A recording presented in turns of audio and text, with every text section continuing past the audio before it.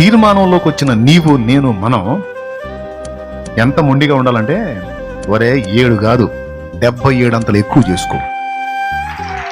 రాజువైన నెబుకద్నెజరు, ఇందును గూర్చి నీకు ఉత్తరం ఇయ్యవలెనన్న చింత మాకు లేదు.